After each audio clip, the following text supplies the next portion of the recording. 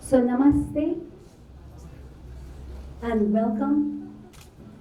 Am I audible or am I echoing? So namaste and welcome, Honorable Consul General Mrs. Priyanka Chauhan, all respected dignitaries, distinguished guests, family and friends. I, Veena Dansingani, from Naveda Wellness, together with our esteemed leaders from the Institute of Learning and Development, wish you all a happy Dhanvantari Jayanti and Ayurveda Day, of course. Thank you for taking your valuable time for being here to celebrate Ayurveda Day.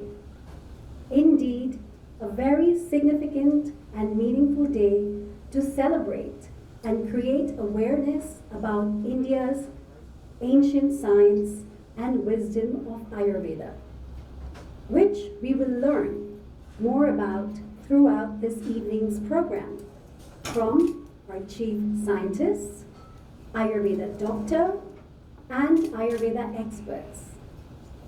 Together, we have organized a wide range of engaging and festive activities to learn more about Ayurveda and its benefits, i.e., you will be seeing and witnessing Ayurvedic demonstrations, poster exhibitions, and also enjoying Ayurveda food to complement the theme of nutrition this year. I think I'm echoing here.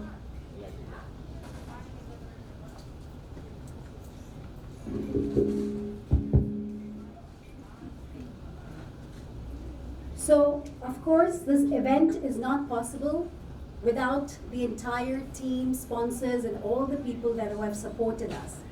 So I would like to express my sincere appreciation and gratitude to all our sponsors, supporters, well-wishers, partners, associates, and collaborators, whose generosity and cooperation has made this program possible on this day. Of course, our venue sponsor, India Club, thank you so much. Mr. Nanu Lakshman was not able to be here, and like many others who would have loved to be here, because of Dhanteras, everyone has their own family commitments. Our media partners, Lokmat,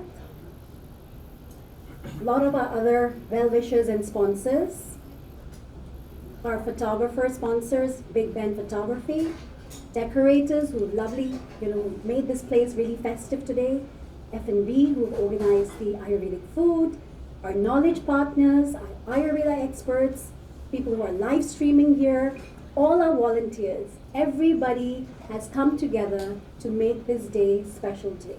So my sincere thank you to everyone's effort put together. We will kick off this program with the national anthem of India.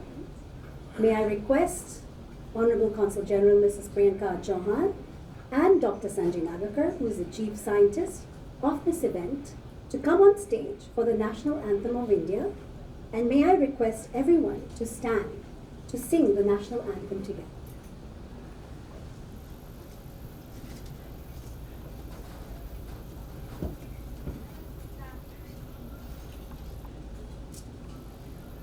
Jana Pranamana Adhinayak Jaya He Bharat Bhagya Vidhata Punjab Sindh Gujarat Maratha Dravida Uttara Banga Vindhya Himachal Yamuna Ganga Uchala Jaladhi Taranga तव शुभ नामे जागे तव शुभ आशीष मांगे गाहे तव जय गाथा जन गण मंगलदायक जय हे भारत भाग्य विधाता जय हे जय हे जय हे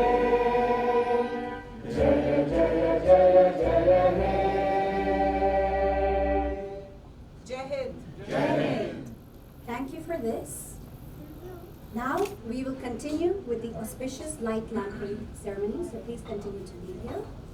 To do the honors, may I request the following dignitaries: Professor Rita Vyas Nagakar from the Institute of Learning and Development, and Mr. Lal Garinani from Naveda Wellness, to kindly join Her Excellency and Dr. Sanjay Nagakar and myself to the lamp lighting ceremony. So may we have the panel presented?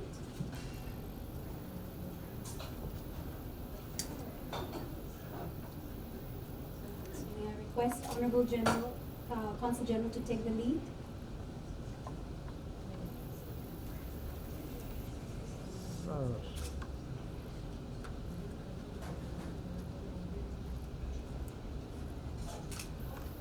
Dr. Sanjay.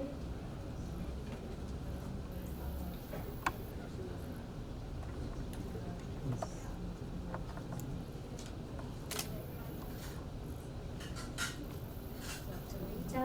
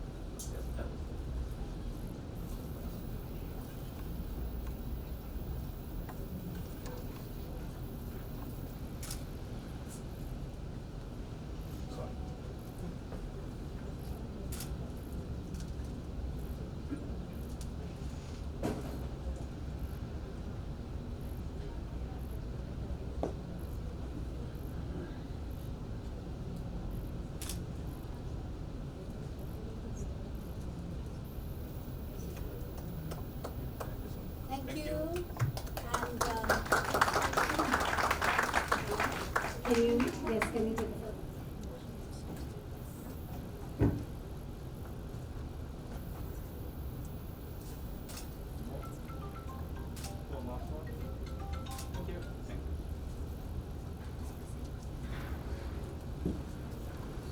May I request Dr. Rita to present a bouquet to the Honorable Consul General, please?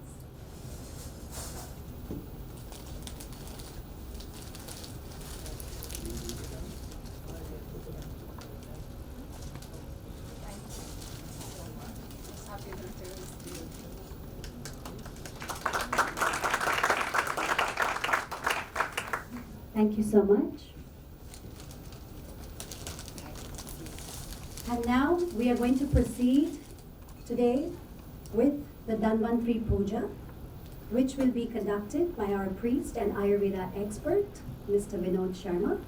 So, Mr. Vinod Sharma, please come on stage.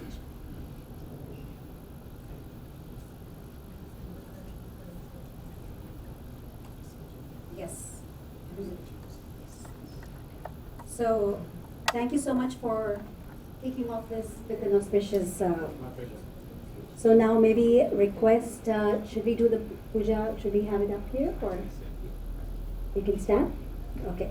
So maybe we can request Mrs. Priyanka Chauhan and Dr. Sanjay, Mr. Lal and Rita to come forward for the puja.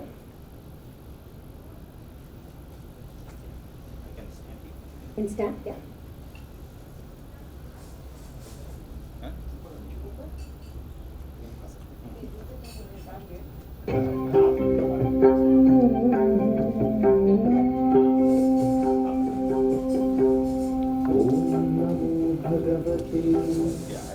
वासुदेवाय धन्वन्त्रये अमृतकलशहस्ताय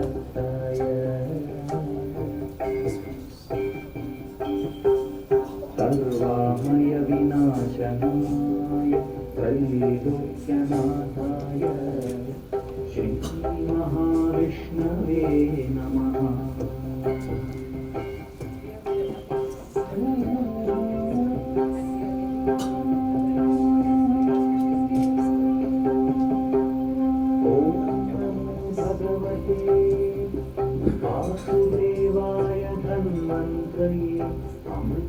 Namaste everybody. Wish you all happy Dhanvantari Day. May the blessings of Lord Dhanvantari always be on you. Now today we are going to invoke his blessings here, his presence, to make this event more successful and memorable. So this is the picture of Lord Dhanvantari. Most of you must be familiar with that. So we will purify ourselves. The Swasti Vachana will speak, and after that each one can offer a lamp in front of Lord Dhanvantari, and then we can speak other things. Before we start, इसमें से जो है ना थोड़ा सा चावल लेके ऊपर की ओर चढ़ाना। हाँ, मैं आपको इशारा करूँगा, तो जैसे जैसे मैं करता हूँ कि आप वैसे करते जाना। ओम अश्य कर्मणा पुण्यहं भवन्तु भवन्तु। ओम पुण्यहं ओम पुण्यहं ओम पुण्यहं। ओम अश्य कर्मणा स्वास्ति भवन्तु भवन्तु। आयुष्मान स्वास्ति ओम स्वास्ति ओम स्वास्ति ओम स्वास्ति। ओम अश्य कर्मणा हृदिं भवन्तु भवन्तु। ओम हृदयताम ओम हृदयताम ओम हृदयताम। Now please, may I request all of you to come forward and offer the flower petals. Balance again.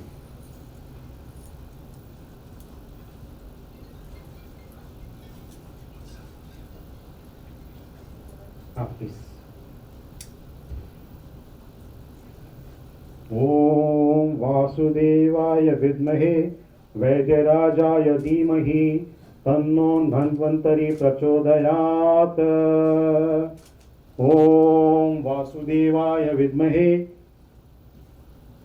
वैद्यराजाय धीमहि तन्नो धन्वन्तरि प्रचोदयात्। ओम वासुदेवाय विद्महे वैद्यराजाय धीमहि तन्नो धन्वन्तरि प्रचोदयात्। ओम वासुदेवाय विद्महे वैद्यराजाय धीमहि तन्नो धन्वन्तरि प्रचोदयात्।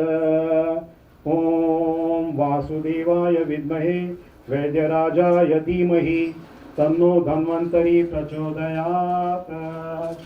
ओम वासुदेवाय विद्महे वैद्यराजाय धीमहि तन्नो धन्वन्तरि प्रचोदयात्। ओम वासुदेवाय विद्महे वैद्यराजाय धीमहि तन्नो धन्वन्तरि प्रचोदयात्। ओम वासुदेवाय विद्महे वैद्यराजाय धीमहि तन्नो धन्वन्तरि प्रचोदयात्। ओम वासुदेवाय विद्महे वैद्यराजाय धीमहि तन्नो धन्वन्तरि प्रचोदयात्। ओम वासुदेवाय विद्महे वैद्यराजाय धीमहि तन्नो धन्वन्तरि प्रचोदयात्। ओम वासुदेवाय विद्महे वैद्यराजाय धीमहि तन्नो धन्वन्तरि प्रचोदयात्। ओम वासुदेवाय विद्महे वैद्यराजाय धीमहि तन्नो धन्वन्तरि प्रचोदयात्।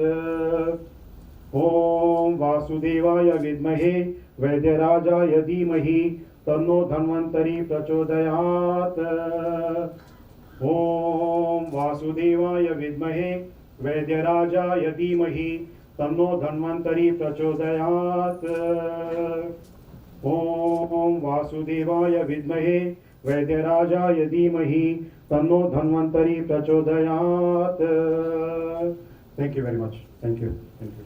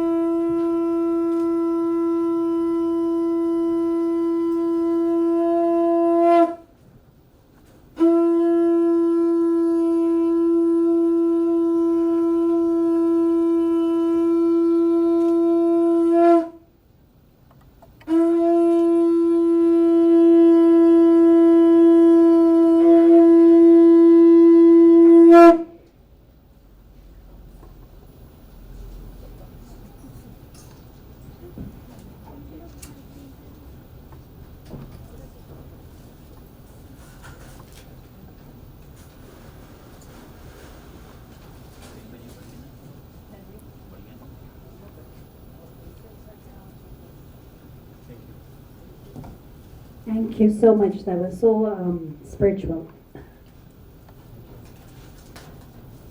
So next, again, may we now request Honorable Consul General Mrs. Priyanka Chauhan for her opening address for the 6th Ayurveda Day.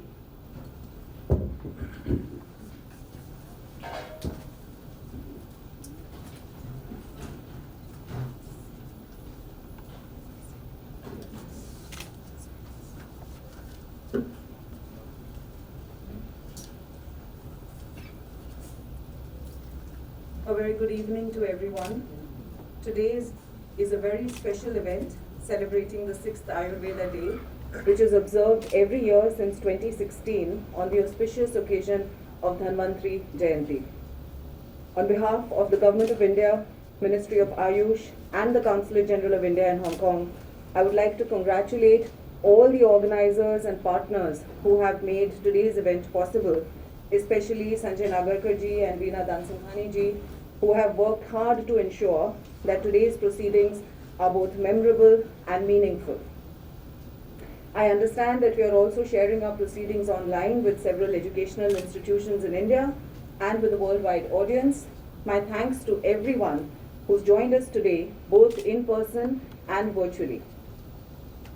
This year's Ayurveda Day has also assumed special importance as it is part of our celebrations in Hong Kong of the Azadi Ka Amrit Mahotsav, or 75 years of India's independence. Two of the Amrit Mahotsav themes of India's rich cultural heritage and Vishwa Guru Bharat are exemplified by Ayurveda, which is one of the world's most ancient, most scientific and living system of traditional medicine, well-being and holistic living.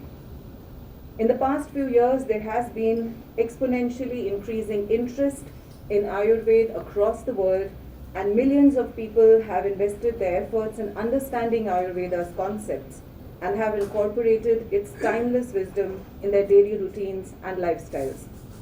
The work being done by Ayurveda practitioners, advocates and experts in promoting this civilizational heritage of India is truly commendable, and we are fortunate to have several people in Hong Kong who are helping people here to adopt Ayurveda's teachings, and we will listen to some of them today. This year we are focusing on Ayurveda for Poshan, that is Ayurveda for nutrition, which has relevance for everyone to be able to help us lead a healthier and happier life. And to that end, I'm sure you're all looking forward to the discussions here today to start, so I won't take up more time. And I will end by once again thanking everyone who has come together to make this event possible today. Thank you and namaskar.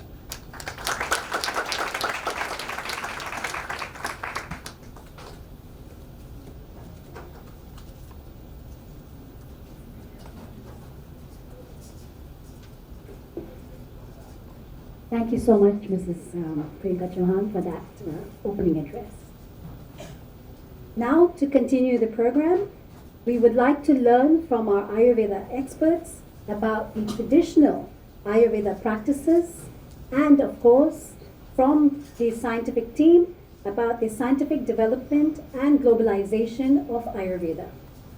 First, I would like to invite Mr. Vinod Sharma from Ayur Yoga International. Vinod ji is well versed in the ancient medical science of Ayurveda, particularly in the traditional art of pulse reading, Ayurvedic Panchkarma, which is the rejuvenating therapies, and he has been practicing for over 20 years. So, Mr. Vinod ji, please come on stage.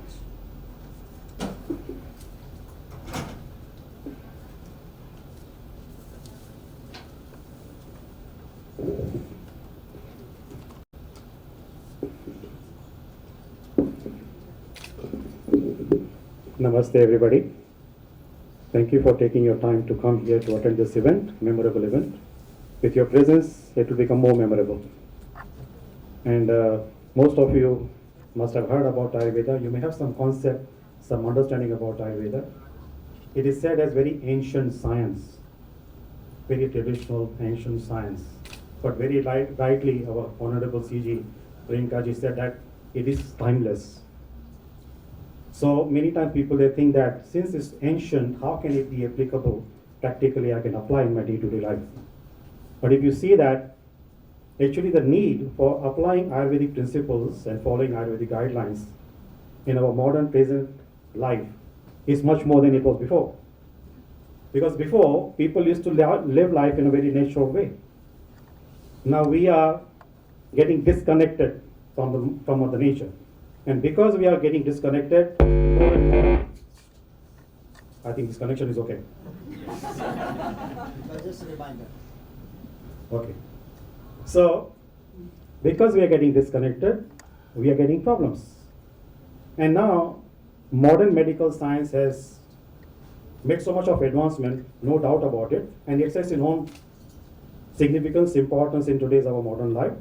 But if you see that the way Ayurveda is kind of becoming revived is very remarkable. And it's very encouraging for us to see that. The way it happened with yoga also. I remember the days in 92 when I started teaching yoga, I called one health club. I told them I'm a yoga instructor from India, would you like to some yoga classes? The health club manager asked me, what is it? I said, yoga. She asked me, can you spell it? So I had to spell out Y-O-G-A. Now if someone tells you to spell out yoga, you may think that the person doesn't belong to this planet. So now, I hope and I'm sure that gradually and steadily, Ayurveda also will come to that stage where people will be very familiar, like they are, about yoga. Now, the whole concept of Ayurveda, you may know that it's based on functioning of the Panchamahabhutas, 5 elements. That's the reason we lit the 5 lamps, and we had the ghee lamp has 5 wicks. So number 5 is very significant in Ayurveda, in our Vedic culture, Vedic literature. So these 5 elements, space, air, fire, water and earth, in Ayurveda we combine them in different proportions and put them into 3 categories. Those are called 3 doshas. Vata, Pitta, Kapha. So we are born with these 3 doshas. Dosha literally means faults, weaknesses, drawbacks. So by default, we are born with these 3 faults. And we cannot change that. Permutation and combination keeps on changing. So one is called the Prakriti we are born with. Actually the Prakriti is decided at the time of conception. And that's the reason very beautiful guidelines are given in Ayurveda for the couples to follow before conception, so that the forthcoming child is very healthy, more balanced in all aspects. So that Prakriti we are born with, or rather we are conceived with, that cannot be changed. What keeps on changing in our day-to-day life, depending on our eating habits and our lifestyle, is called Vikruti, the current state of health, or the imbalance, or the consequences of the imbalance. So that keeps on changing, and many times what happens nowadays, because particularly in the yoga community, yoga studios, yoga institutions, Ayurveda has become very popular. Some of the yoga institutions or recognized studios, they may make it compulsory to learn about Ayurvedic anatomy when they want to do yoga teacher training course. So they are familiar with the concept, and then they have questionnaire to find out what kind of Prakriti they have, what kind of constitution they have. And in my experience, I have seen many such yoga teachers or yoga students who are learning yoga and learned something about Ayurveda. When they come to see me, they have some preconceived idea about their constitution, about their Prakriti. So when I check their pulse, then I find something else. Then they get confused. Why is like that? So I tell them the question and what they attempt. Actually, they may relate to the symptoms what they are experiencing at present. So it may not reveal their original constitution. It is the effect of the current imbalance. So our Guru taught us, he said, you just depend always on the pulse of the person. Individuals may lie, but the pulse will not. Pulse will reveal everything. And sometimes, in a humorous way I want to share with you, sometimes when clients invite me for some social function, now we are living in Hong Kong, so I follow some social etiquette here. So I extend my hand to shake hand, not during COVID time, but before that. So when I extend my hand, somebody would pull up the hand back. I don't want to shake my hand with you. Once you shake hand, then you will come to know everything about me, so I don't want to shake hand with you. So this is the beauty of Ayurvedic pulse reading, Nadi Pariksha we call it. We can come to know, many times I come across clients, they even forget about what kind of problems they had before. And that's based on their Prakriti. So this is the Nadi Pariksha in India nowadays. It is said it's a dying art because unfortunately many Ayurvedic institutions also don't teach it. And one client of mine, yoga teacher from Canada, when she went to Kerala, is claimed as the hub of Ayurveda.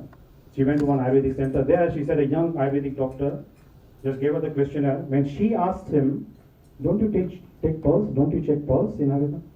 He asked her why. He said, in Ayurveda I heard that. He said, no, it's not Ayurvedic.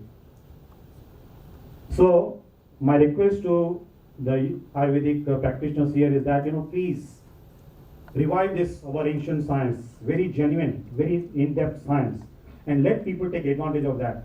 Because once you educate the person about their prakriti and what kind of problems are happening or tendencies they have, and what is causing those tendencies, the person can take charge of his or her own health. And there is nothing like that. We don't have to depend on medical professionals, and unfortunately, I don't want to minimize the significance of medical science, but unfortunately, in spite of having sophisticated devices, they cannot have conclusive diagnosis. What is causing the problem? And now in Ayurveda, more emphasis is put because it is said that Vikruti starts because the main reason of sickness is mentioned in Ayurveda. Why people fall sick? Because people, they don't know who they are. Most of us, we don't know. What is our constitution? Each country has its own constitution. And based on the constitution, they make laws. So our body also, our mind also has its own constitution. But unfortunately, we are not aware of that. And that ignorance causes the problem. We just go with the flow. What others are eating, the way others are living their life, we also do that. And if the food or the lifestyle doesn't suit us, then we fall sick. And then we try to go for taking the medicines. In Ayurveda, it is said, medicines are not necessary to maintain health. Had medicines been necessary to maintain health, without taking medicines, we should always be sick. What is basic necessity to maintain our health? Anyone?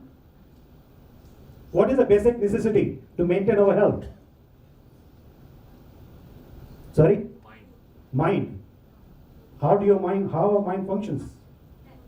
How does it function? Good diet. Good diet, not only diet. Diet which is appropriate, which is suitable to us. And Ayurveda teaches that. The two main causes of sickness is wrong diet and wrong lifestyle. Ahar, vihar. In Ayurveda we say that. When we correct these two, then Mother Nature supports us to recover faster. And once we start following the diet and lifestyle, the medicines also, if we need to take some medicines, they work faster. They help to speed up the efficacy of the medicines what we take. So this is the basic thing, and today's theme is nutrition. Our other Ayurvedic experts also share with you about different types of properties. We call them guna of the food, guna of people also.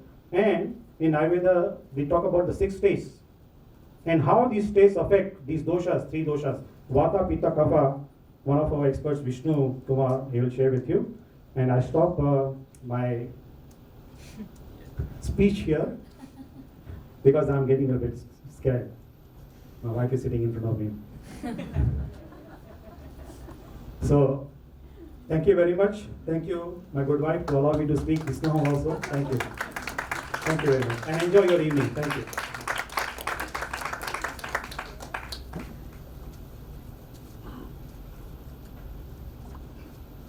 So thank you, Vinodji, for that very knowledgeable sharing about Ayurveda. I know you have a depth of knowledge which people can go people can go on listening and listening and listening, and we will allow that to happen after the main event outside, where people can engage with you and find out more about this with you. So to continue, I would like to invite Mrs. Mita Moore, who is also an Ayurvedic wellness practitioner, and she has been practicing the science for the last, I think in her own life, of course, for I think over 20-30 years, but professionally I think she's been doing it for the last 7-8 years. And we would love to hear her insights about traditional Ayurveda.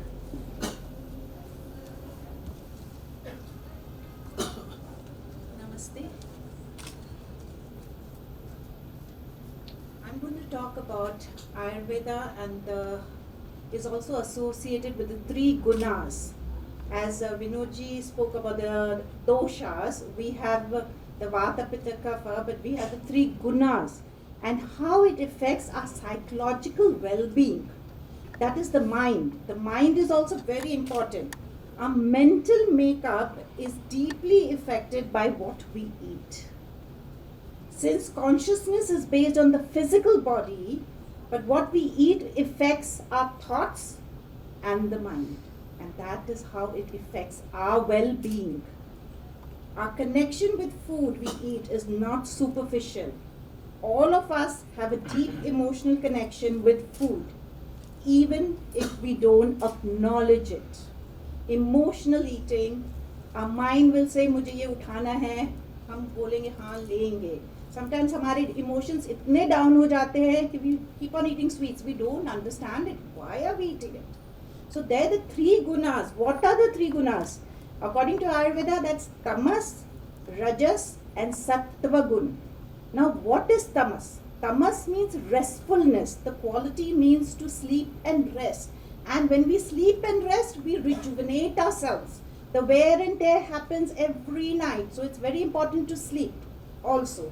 Then the Rajas Guna. Rajas Guna means action. I need to be in action to do my day-to-day activities of life. So what is that? Being productive. We need to be productive. Then comes Sattva Guna. What is Sattva Guna? It's the purest form, where we have rest and action and how we are performing in a bliss and happy state of mind. We are doing our activities of life. यहाँ हम नहीं बोल रहे हैं साधु बन जाए, हम बोल रहे हमें हम बनना है, पर हमें कैसे हम बनना है. तो ये 3 गुना को भी हमें बैलेंस करना है. But because today's topic is more of what is on food, so we're going to go into the food part of this. So if the food we eat increases and decreases these qualities, the mind, it will affect the mind. So आज तामसिक diet क्या होती है? तामसिक diet neither helps your body, neither helps your mind. What does the tamasic diet do? What are they? It will be fermented food, alcohol, all your meats, all that comes into tamasic. अब जैसे ही उसको consume करोगे या you overeat in it, it's not going to benefit your body. You will feel lethargic, you're going to be sick, it's going to happen to you. Then comes to Rajasic diet.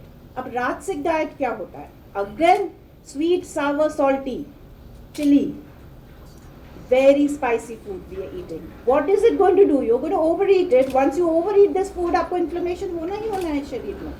आपको ill health होनी ही होनी है. Again, very bad for the body and the mind.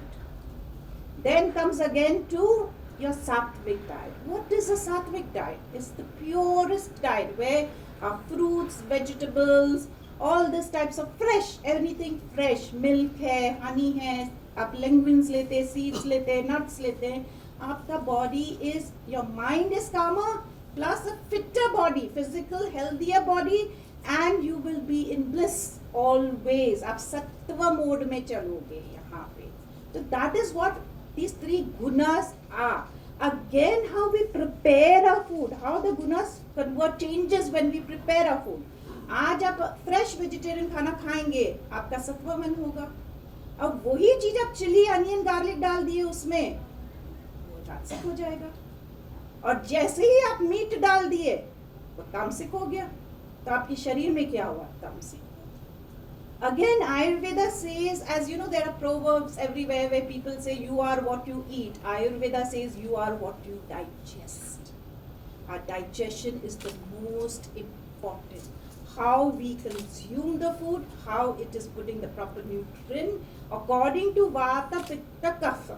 तो हम जब एक मनुष्य को देखते हैं तो हम अकॉर्डिंग टू द वाता पित्त कफ के अनुसार देखते हैं कि ये आपकी प्रकृति, जैसे विनोद जी बोले, प्रकृति आपकी थी वो इनबैलेंस हो गई है. अब आप थोड़ा सा ये कम कर दीजिए, थोड़ा ये बढ़ा दीजिए, धीरे धीरे you come back to your own prakriti and you become the healthiest. And all these 3 gunas, you will be able to live a blissful life.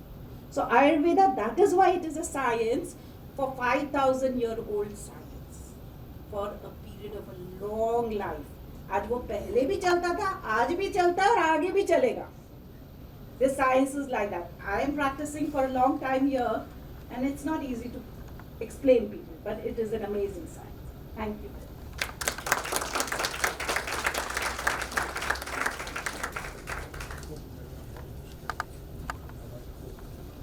Thank you, Mrs. Mita Moore. We could definitely hear that you're very, very passionate about the subject, and I'm sure everybody over here can learn a lot from you, and we will get more time to engage with her after the main program.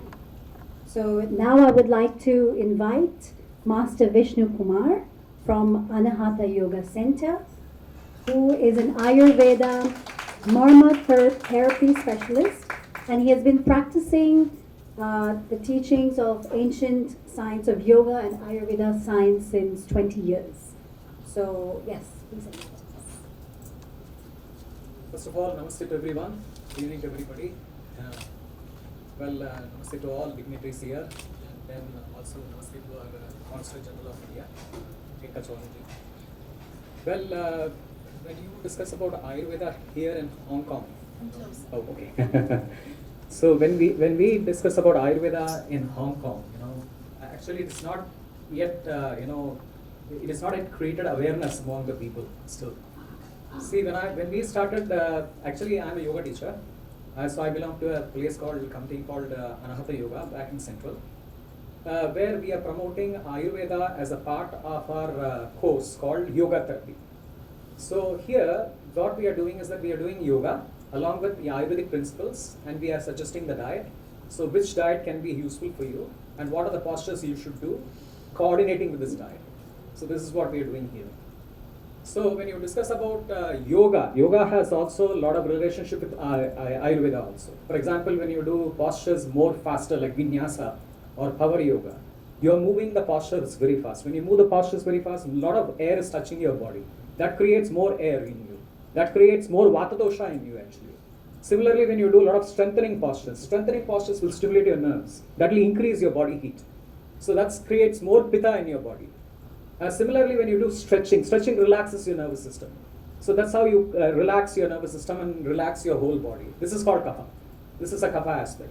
So in this way, when even through yoga postures, you can balance your doshas. Apart from that, when you talk about the shatrasas, which I'm going to discuss right now, as Vinod ji was discussing about prakriti and vikruti, and then also Smita ji was discussing about even the gunas actually. So I'm going to discuss about shatrasas. When you talk about shatrasas, it's called six taste. You don't believe, even when we eat Indian food, thali has got six taste. You know that? Supposed to. Yeah. We start with sweet first, and next we start with salt, and then sour, and then we go with pungent, and then bitter, and then astringent, because vata's taste is always towards the end. This is what we say. This is how we eat the food. So in this way, I think my 5 minutes of time is not enough for me, in fact, to discuss about all these things. But anyway, you can please come and visit us. Definitely, I'll be explaining to you more. When you discuss about 6 days, we have 6 days actually. One is actually first. Let's start with our favorite taste, which is sweet, because we have Indian gene. We are used to sweets actually, isn't it? So sweet, we are sweet lovers also. So sweet, and next comes we have sour, and then we have salt, and then you have pungent, astringent, and then bitter. So this is 6 days. This is called shatrasas. So when you talk about shatrasas, these 3 doshas, which our Guruji, Dr. Vinod ji was referring to, vata, pitta, kapha. So this 6 taste, you can balance the 3 doshas actually. For example, when you talk about vata dosha's taste, which is astringent, bitter, and pungent, which is so drying, which increases air in your body. This can be suitable for kapha dosha. People those who have kapha, they can try this taste. And then definitely, when you talk about apple is an astringent taste. This is good for kapha actually, in fact. So this is the reason why an apple a day keeps the doctor away. This is the philosophy. So in this way, when you talk about balancing your kapha's diet, so you should take vata's prakriti diet to pacify the kapha. And similarly, when you talk about kapha's diet, which is like sweet, salt, and then sour, can be used for vata actually to balance it. So similarly for pitta, pitta actually focuses on pungent taste. Pungent is something very aggravating. It increases your thermal energy, it increases your metabolism. It's a digestive stimulation. So this pungent taste is actually relates to pitta. So for pitta people those who have a lot of fire, they should not go for pungent taste like chili, pepper. So this will increase your pitta levels in your body. So when you talk about pitta, how to pacify it, you should pacify it with sweet. For example, when you take spicy food, so spicy, it's so strong, isn't it? So to pacify the spicy taste, you go for sweet in taste. So this is how we counter. And so even when you talk about bitter taste, when you talk about people with diabetes, we generally administer with bitter taste, isn't it? So this is how we balance the taste actually. So in this way, for pitta people to balance the diet, we generally go for sweet, astringent, and bitter taste. Bitter is always cooling actually in this case. So in this way, we have 6 tastes which can balance the three doshas. So in this way, let me complete my speech by this time. Anyway, I want to speak more on this. So if I think 5 minutes time is not enough for me. But anyway, thank you so much. Thank you for inviting me, Vinaji. And then I'll be very grateful to Lalji also. Thank you so much. Thank you so much. Thank you. Thank you, Lalji. And thank you, Shwetaji also. Thank you.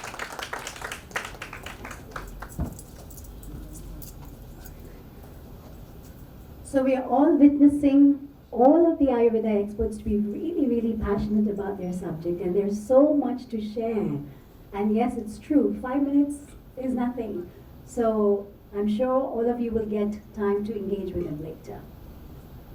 So as we have had a brief introduction to Ayurveda, a very, very brief introduction, like we've said, we've organized and designed the program in such a way where you will get to experience and interact with these experts and also experience the food, the posters, and there'll be a lot of knowledge sharing after this. So please do stay back for the entire event. So like we've all heard that a lot of the spices, Indian spices are so good, right? Cinnamon is good, turmeric is good, tulsi is good, so everyone knows it's good. But why is it good? So some will say, okay, it's a good immune booster, it's will lower your cholesterol level, but who are the people who validate that? That's the importance. If we have no validation in this, today's people, today's youngsters especially, are not going to follow this. So that is why, since it is an ancient science, we are now going to learn from Ayurveda doctors and chief scientists on how this ancient science is being practiced professionally in hospitals and clinics, and how science is actually validating to practice this and to popularize this globally as well. So first I'd like to invite Dr. Shweta Chokar. She is a BA MS Ayurveda doctor who has practiced as a medical officer in schools and has been a resident doctor in Delhi. And in fact, she's the only Ayurveda doctor in Hong Kong. So please welcome her.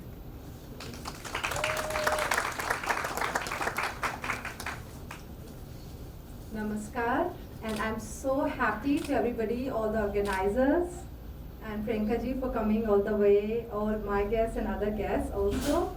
I'm super happy. When I came Hong Kong in 2010, this was one of my dreams, to be here as an Ayurveda doctor, and today it's true. So we are having a very, very big stage, and it's being published and being telecast in India as well. So as she just mentioned, who validates that? So yes, I am a doctor. I have done even accreditation in Hong Kong of my degree, and I've got a professional degree in Hong Kong, and they have mentioned is Ayurveda Charya, and then we also call Vaidya a doctor. But I would like to be thankful to all my colleagues who just mentioned about the basics of Ayurveda, which is actually very important, but same time there is another aspect of Ayurveda which is not very aware in the international system yet. So I would like to just touch upon that part, which is very scientific and science-based. So how does a person become a doctor in Ayurveda? People think maybe it's just a 6 months course or a 6 weeks course. No, it is a 6-year course. And before that 6 year, for last year, like class 11 and 12, we have to take science like any other student who can become further nurse, doctor, MBBS doctor, BHMS, BMS, any degrees. Then we have to sit for a for a national examination in which you have to get a good grade to go to a good college. So I was lucky enough to get good grade, and I was given the choice to be a dentist or Ayurveda doctor or a homeopath. And I don't know why, since childhood I have been connected to Mother Nature, and I was always in Sanskrit. I completed my Sanskrit until all secondary. So I was really affectionated, and I took BMS. And today I'm here as a doctor, and it takes 6 years of continuous efforts. So all the allopath medicines and books we have studied along with Ayurveda course. So even we used to laugh in year 1, when we were in year 1, that any answer we have to do in both ways. What is the modern perspective of fever and jwar? So jwar is the Sanskrit name of fever. So we have to answer what's the reason of jwar in Ayurveda perspective and in the modern perspective. And as we know, we have a lot of modern modalities as well. I respect totally, as Dr. like Mr. Vinod just said about the pulse. Yes, it is the basic of Ayurveda, but it's not limited. We as an Ayurveda doctor are 100% trained to really use the modern modalities, all the labs, technology, x-rays, and we have 8 streams to be masters as well. We have ENT, we have gynae, we have medicine, we have pediatric. So therefore it's not only a 6 months or a 1 year course to read Ayurveda. And if you ask me today, I would be frank enough to say I'm still studying. It's never done. Ayurveda is huge. You can't say I'm done. I'm still studying. Whenever I open the same page again, because it's all in Sanskrit traditionally, when you read again and again, you get another new meaning. So I'm really thankful, and I would really like to take this opportunity to talk to Ayush, if they're watching really, Ayush department, to please really try to validate this system internationally more, so people like me and all other doctors who are really lacking medicine supply and all that in Hong Kong, so if really we can work on it, and other countries too, so we can really persuade a proper clinical approach. Thank you so much, and now I think it should be okay.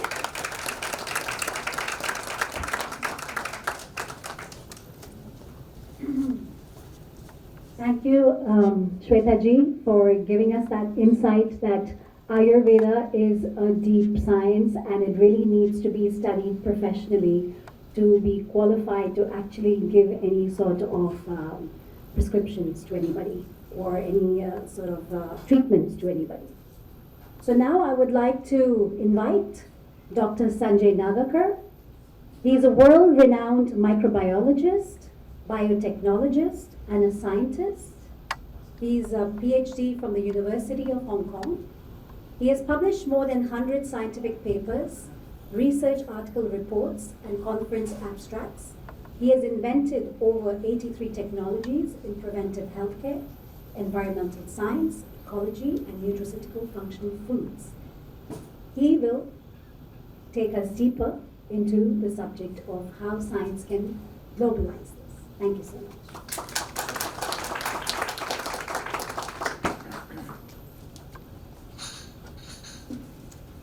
Namaskar everyone.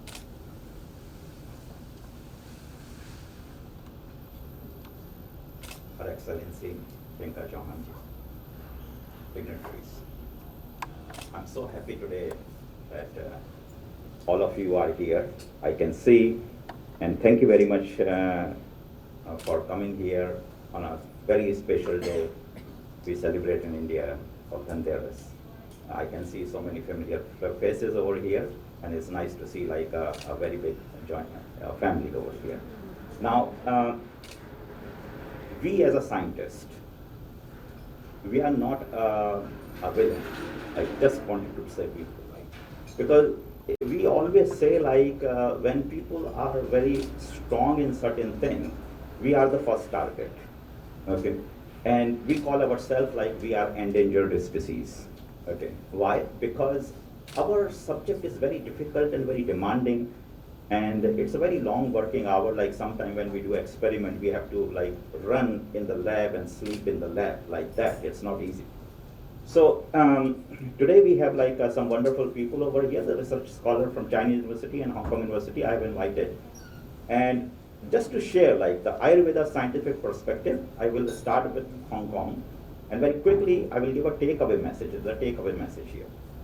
So our team started first time in Hong Kong, the Ayurveda research in Hong Kong University, with the Bharati Dasan University, which is in Trichinopalli in India. And the first topic was turmeric and cinnamon, right? So what happened like, in the modern science, I use the word biotechnology. So biotechnology is like, if you think like, we people will say, what is the relationship about biotechnology and Ayurveda? These are the two different subjects. Biotechnology is a resources, right? So as people know, like Shweta said here, 5,000 years back, we know ashwagandha is good. We know Brahmi is working. We know this and that, so many information. But with our science, we can tell you why. Okay? So today is, like we always say, like, if you want to get a good answer, you need to ask a good question. If your question is good, you will definitely get a good answer. So, in a science, the most important thing is to ask why. And if you know the answer of why, automatically 70 to 80% of your life or healthcare things solve itself, right? So there is a poster exhibition outside where we are explaining everything in detail. I want to talk about the scientific validation. 3 very important explanation I'm going to give, which is the real. Valmiki Ramayana. We had a big conference in India in 2020, in January, and where we have invited a scientific section of it. This is the real, and that's how you understand like how powerful the Indian ancient wisdom, where the whole world is doing research. So that's what I want to share with you, whether it is a Harvard University or whether it is Stanford or Hong Kong or Australia. Every university is working. They are working on Indian ancient wisdom. So Valmiki Ramayana is one thing. We always say like Ramayana is 5,000 years old or 7,000 years old. So there was a debate how old it is, right? So there is a NASA work on Valmiki Ramayana, and then you will be surprised that the shlokas which is mentioning the planetary situation over there, right? So we have a solar system where like we are circling around the sun. But this whole solar system is moving linear in a galaxy. So some planetary situation will exist only one time, they will never repeat. So that kind of data, when NASA validated, they found the Ramayana is going 15 to 16 lakhs years back. So see, this is the mesmerizing, and when I heard this, I was like, wow. So 5,000 is just dismantled completely. Right? They have this planetary situation very well documented, and it's the first time I heard. So there's a lot of research coming out that, so people started talking about the Dwapar Yuga and other Yuga. So anyway, this is the one part, taking how science is working. Second part is Dwarka. I am from the National Institute of Oceanography, Goa. I did my MTech from there.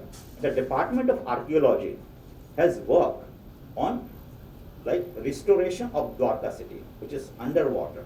So the Department of Archaeology worked with the carbon dating and find out how old the city was and everything like that. So they established the scientific validation for the Dwarka. So this is the second example. Third example I would like to give, where I myself involved. Most of the Indians, we know, like, you know, kai. बरसात होती है तो पानी गिरता जो काई हो जाती है. So that kai is there, but kai is very powerful and most powerful food you can say, or most powerful stuff in this world from the health point of view. So Ram Setu, I work on the Ram Setu with NASA, the conservation of the Ram Setu, and whether the Ram Setu is like that much time back or not. So these kind of kai, they make some kind of prints on a stone. So we work on the stone age, and these kind of different kind of kais, and technically we call it blue-green algae, they have the imprint on there, right? So we can date it back like that. So now it is the UNESCO heritage site, like no one can touch it. So it's called the Kursidai Island. Rameshwaram, there's a Rameshwaram, in between Rameshwaram and Sri Lanka. There is a kind of space. You can walk 23 kilometers straight forward in a shallow water. So that's not very deep water. Coming to Ayurveda, so here, now in Ayurveda, few things like you have to understand. In modern science, I can tell you why turmeric is good. We can tell you why cinnamon is good. We can tell you so many new things. So there is certain new vocabularies, right? New word. Low GI index, okay? Antioxidant, ORAC values, right? Have you heard about ORAC value? ORAC. If you understand ORAC value and implement on Ayurveda, all your Ayurvedic problem means you can give value to your Ayurvedic treatment to the people. What is ORAC value? Cancer is one of the biggest problem, and cancer is the cell damage. So now we know ORAC value is basically a cell protection measurement. Okay, all the spices. So initially, like we used to say, like blueberry, bilberry, and all the berries has a high ORAC value, high antioxidant, which protect our cell. But when we started working on spices, we became so surprised that the list, the clove, the cumin, okay, the red chilies is at the top of the list on the spices, like, and the ORAC value. So we just wanted to give you this example that all the previous ORAC value, antioxidant capacity, protection cell capacity, was 23,000, 25,000. When we started working on Indian spices, it's a 2 lakhs, 3 lakhs, 5 lakhs, like that. So you can imagine the power of the Indian spices. Now the other thing is what we learn in science is never cook your food more than 200 degrees Celsius. The moment you cook more than 200 degrees Celsius, you destroy all the constitution of the food. So 180 is the upper limit of the food. So this is another thing you have to understand. Like once you go above 180, then it's all gone. So if you maintain below 180, all is there. So what is science saying? That yes, we can tell you why. And the other thing is the functionality. And third thing is purity. Because see, these days people are falling sick not because of the good food. They are falling sick because of the impure food, the pesticides, the herbicides, the chemicals, and all inside there. So food safety become a very big issue.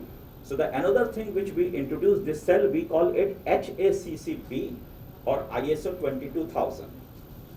This is very, very important. If we don't use ISO 22000, so my request to everyone, like when you go and buy your food from supermarket or somewhere, please look the label and don't buy any food which do not have written ISO 22000 or HACCP. What does that mean? That these companies or these food is not audited by the outside authority for the food safety, right? So say for example, palak is very good for the health. But what happens, the palak is filled with the pesticide and carcinogenic chemicals. Then your good fat food becomes the bad food like that, right? So we are in a science complementing. So outside we put all these scientific values, their benefit and everything in a poster format. So we'll give you the explanation over there. We have a food where we are describing what kind of food is good for the Ayurveda purposes, your body type or prakriti and all that kind of things. You can explain outside over there. So I think like that's the time we have over here to explain. But at the end of the day, we are validating, and I want to share a good news. The way people think Ayurveda is struggling is not at all. In our scientific community, we are enjoying the best time in the world. I know more than like every continent around the world is doing research on Ayurveda. Like that is why today so many Indian universities got so excited. They said like, okay, we want to telecast. Why? Because we are working globally. in collaboration. Okay.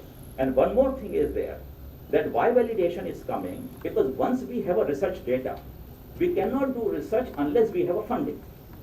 So once we have a research data, then the funding become very easy. One university publish a paper, second university publish a paper. So now we have a plethora of like information all around the world. If you go on the Indian spices, food, ingredient, supplements, whatever you can say it like that. So next 5 to 10 years, you will see the Ayurveda research will dominate the global research in terms of the herbal science. And this is the reality kind of thing. So we are very confident that yes, what we are seeing that. And then what is the request here, that this science need to use by the practitioner and use it in a proper way to enhance the power of Ayurveda, and maybe need to find a new language to attract the next generation, because this next generation is the thing. They need a little bit fancy things. So we cannot stick with the Sanskrit, we cannot stick with certain things. We need to play around a little bit, but without losing the principal value. Thank you very much.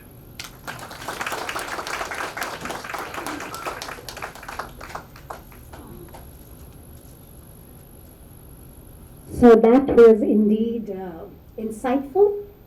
I think we have a good snapshot, I would say, a synopsis of what Ayurveda is. There is a traditional practice and how science is bridging the gap to make it popular and to make it globally available and acceptable to everyone. So thank you to all our Ayurveda experts, our doctors, our scientists, and I'm sure that we will be continuing to do a lot more of these.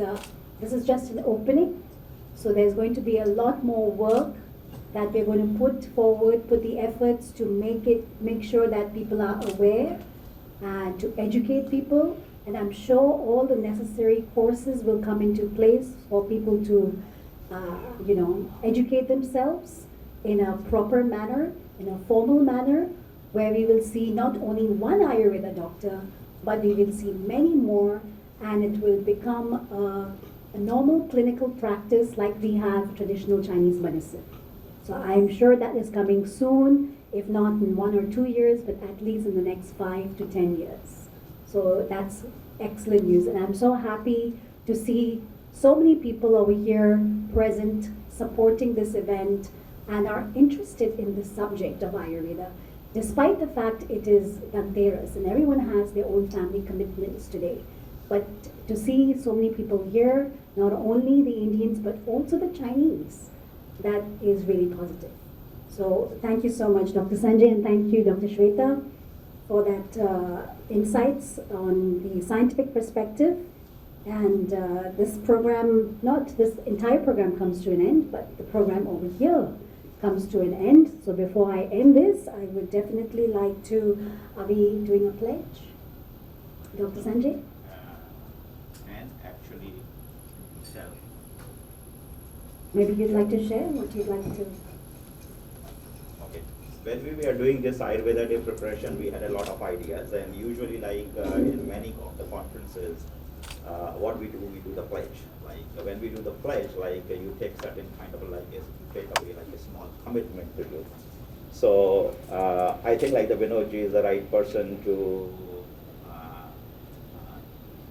help to take the pledge. Like idea was like we were looking Penkaji, your mom, because the idea was great. Like the 4 generation of pledge, we have certain children over here, the senior people are here. Like so, if the 4 generation take a pledge together, the whole idea is like collectively we promise ourselves like yes, our food is not biased kind of things, but our food is one of the best food in the world.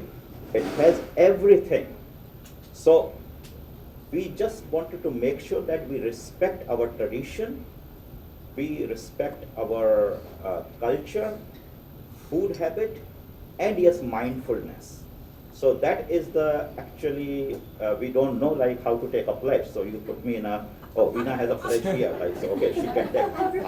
Okay, so I invite Priyankaji, please come here and help everyone to take a pledge. I have 4 papers. So if we have senior generation, we have 4 generations here. They can all come. Okay, so we all going to, ma'am, you please come. So I'll try to read it in parts, and please feel free to repeat after me. It's usually helpful if you have a copy with yourself as well, but I'll try to do it in small parts. So I pledge to make Ayurveda an integral part of my daily life and thereby enable good health and well-being for myself, my family, and my community in harmony with nature. Thank you.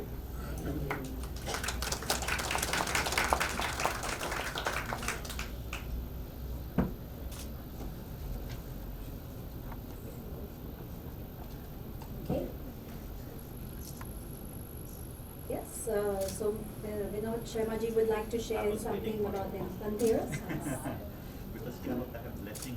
As all of you are aware, today we are celebrating, particularly amongst Indian community, a festival called Dhanteras. Dhan means wealth. So what is the real wealth? Health is a real wealth, right? And today, the Lord of Herbs, Lord of Health, Dhanvantari appeared. And this is the reason we celebrate Dhanteras. And now it's a tradition, custom and habit also. On today's day, mainly Indians, they buy something yellow. And they try to wear also, I'm also wearing yellow. It has a significance. Why yellow? Yellow color represents Pita, fire. And now we are in Sharad Rutu, the autumn season. And according to Ayurvedic philosophy, in autumn season, the kapha becomes accumulated because the cold wind starts, and after the monsoon season, the water element is accumulated, so it starts becoming thicker and thicker, more dense. So to melt it and eliminate it from the body, fire element is required. That's why we light the lamps also. During this month particularly, Diwali festival also is coming, festival of lights.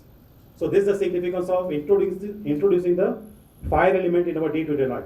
So whatever we see in our Indian culture, traditionally, whatever practices we have, they have some connection with science, with Ayurveda. Scientific reason is there. It's not only because some kind of family custom is happening, people are following. No, these things were started by the sages centuries ago, so that people can implement these things, Ayurvedic principles, in their day-to-day life and benefit from these principles. Thank you very much. So all our ancient Indian practices definitely have a deep scientific meaning. It's just asking why, with the right people, of course, to the right people. So to end this, I would like to give my vote of thanks. I would like to thank everybody present here, to Consul General Priyanka Chauhan for being here. I hope you've enjoyed this session so far. There's more. And I would like to thank all our sponsors. I would like to thank all our well-wishers, our supporters. Dr. Sanjay, thank you for guiding us, be the guiding light.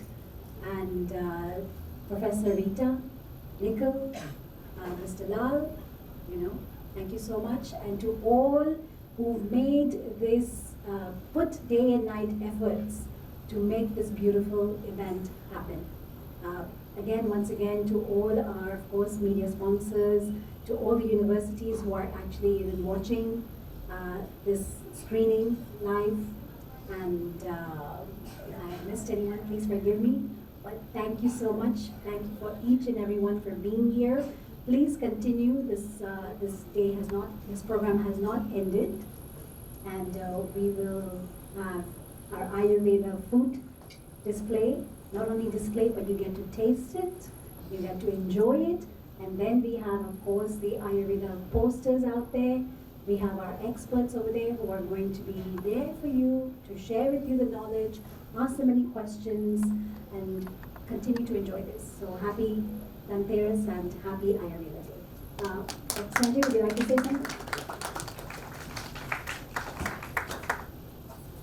So I guide you, all of you, from here onwards. So please please come and join us for the poster exhibition. So we give a little bit display. We have like all the Ayurveda experts over there. If you have any questions, you can ask about the poster, you can read about it, and I invite Priyanka ji to come and have a look at our poster. We have certain demonstration over here, Ayurveda demonstration over here, so please enjoy that. And after that, we have the food outside. Yeah. Yeah, I invite Mr. Lal, Priyanka ji, please come over here. And I invite Mr. Lal to present Priyanka ji with a token of Ayurvedic. Thank you.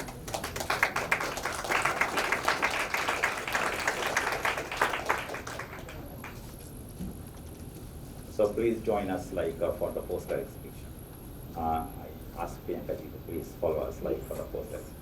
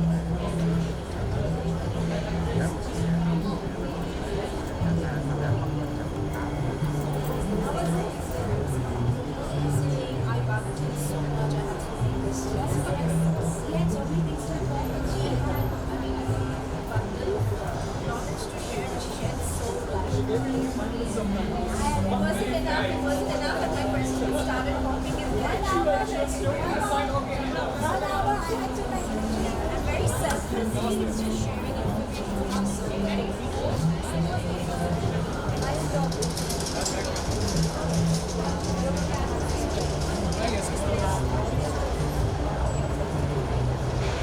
Oh, yes, yes, yes, yes.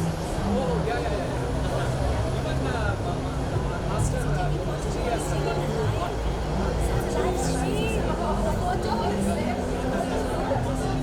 Thank you. It's the first time actually meeting you.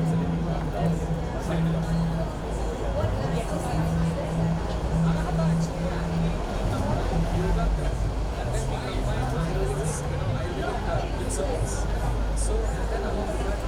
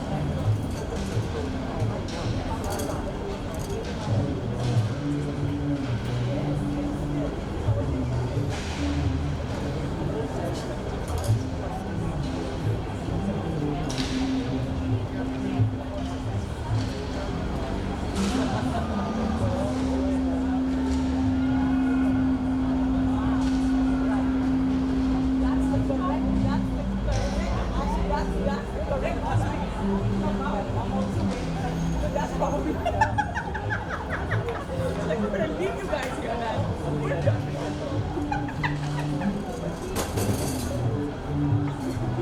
And that's fine. You can laugh about it. That's fine. It's okay.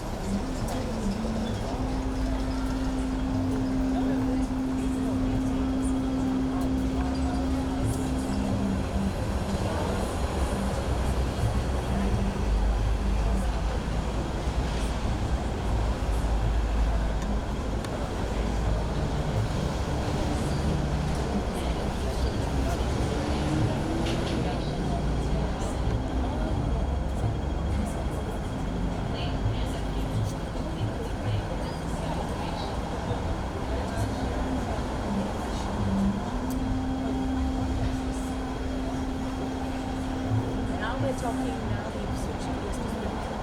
Now I'm talking bus.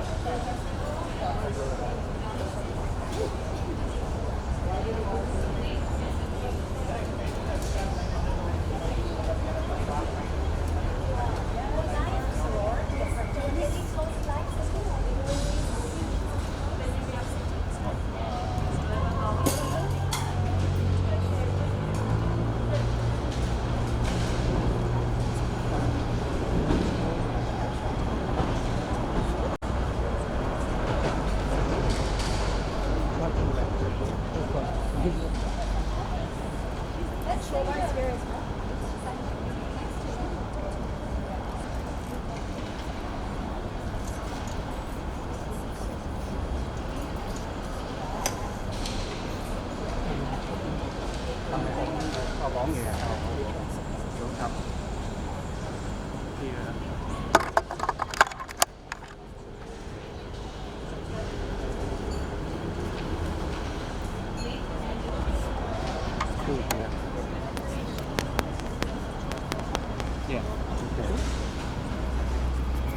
Hello.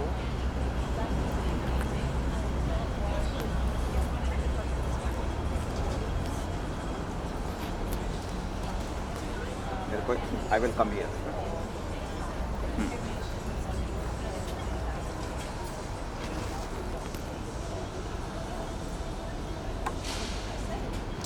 Okay, so here, as you can see behind me, we are having a wonderful Ayurveda Day celebrated in Hong Kong, and I really especially want to thank Professor S.K. Rao of Rajmate Sindhia Agriculture University, Gwalior.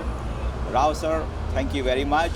Dr. Kalesh Pandey, thank you very much. Dr. Rai, thank you very much. All my professor colleagues in India, thank you very much for telecasting this, broadcasting thing in your university. I hope your student will get a lot of new information. So this is a kind of like a hybrid, like it's not a very technical thing. It's like a awareness for the normal people So when we talk about the entrepreneurship program in the university, so that's what you need to do. Like you don't need to go very, very technical. You need to like use the technical information, and you can see like, can you span over there like a little bit for me, like quickly. So you can see our poster demonstration over there. This poster demonstration is basically a very simple language where a normal people can understand what is it all about. So people had a really great time over here, and it's not technical, but it's still talking technical thing. As you can see over here, people are enjoying this dinner. Today is a Dhanteras day, and it's a purely Ayurvedic kind of specially selected dinner. First time in Hong Kong, many people are saying khichdi is served. So this is like a wonderful evening celebrating Dhanteras from Hong Kong. I'm signing off. Sanjay Nagarkar. Thank you very much. Bye. तो ये जो एक